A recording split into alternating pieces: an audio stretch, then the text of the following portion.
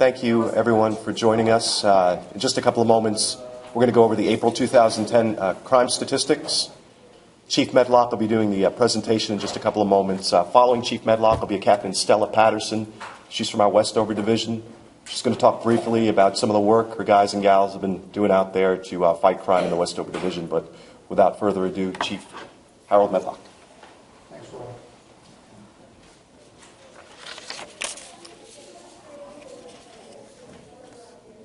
Good morning. Through the end of April, the preliminary total for index offenses was 14.5% lower than the same time last year. Our property crime has decreased by more than 15%, and violent crime decreased by more than 7%. We've had 20 homicides for year-to-date 2010 compared to 13, an increase of over 53% from last year. All other violent index crime offenses experienced decreases. 606 robberies were reported compared to 652 last year, a decrease of more than 7%. 56 rapes were reported this year compared to 86 last year, a decrease of 35%. 861 aggravated assaults were reported this year compared to 908 last year, resulting in a decrease of more than 5%. Burglary overall was down almost 3%. That's almost 300 fewer cases this year. However, we did experience an increase of 3.9% in our residential cases. That's 86 cases this year, and a decrease of more than 23% of our commercial cases from last year.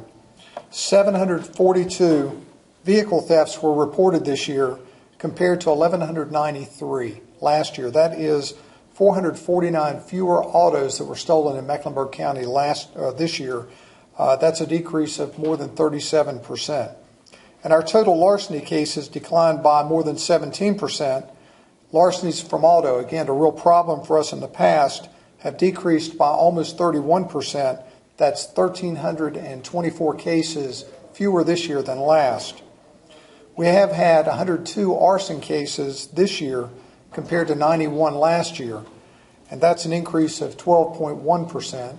And I'm sure you know that we have had 2 serial cases. One we have closed, and another we are continuing to investigate that is contributing to that increase in arson cases.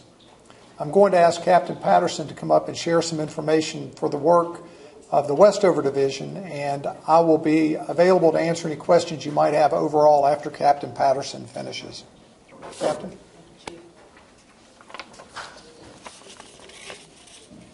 Good morning. My name is Stella Patterson, and I am the commander for the Westover Division. It's with great pleasure, really, and excitement to talk to you today about the strides that we have made as a division during the month of April. I think it's because of the hard work of our officers and the commitment to improving the quality of life in our community that I like to say that the Westover Division is the heartbeat of the city. If things aren't going well in Westover, then the city is in trouble. But the past month has been a great month for us. Starting with the beginning of the year, we set a crime reduction goal of 15% for the division. We met that goal, finishing the quarter with a 17.8% reduction. For the second quarter, I've set a reduction of 20%, and currently we are at 30%, so we're doing a great job in the division. For the month of April, our biggest success, or our greatest success, has been, I feel, with our violent crime, particularly our robberies and our ag assaults. In April, we had 11 robberies compared to 26 last year. We also had 1 ag assault or gun assault compared to 11 the previous year. With those reductions, there are several things that we have done. With the Westover Division, historically, our robberies have been our biggest problem along the South Boulevard corridor because we have a lot of our Hispanic and our Latino community apartment complexes. But during the month of April, our officers have really done some great work in order to do that. Some of the strategies that we have employed is, firstly, we made a big push for our education campaign. Our officers, primarily Response Area 2, was going door to door, talking to residents about the robbery problem, about the rash of robberies that we had seen at the beginning of the year. From that, our residents were able to give us good information, give us suspect descriptions, and we were able to make a case on an individual by the name of Isaiah Davis. We had suspicions that he had been committing robberies in our area, particularly at the Southgate Apartments on Conway, but because of what the public brought to us and our residents, we were able to make a case on him. Aside from that, another strategy that we'd used was the geo-notifiers.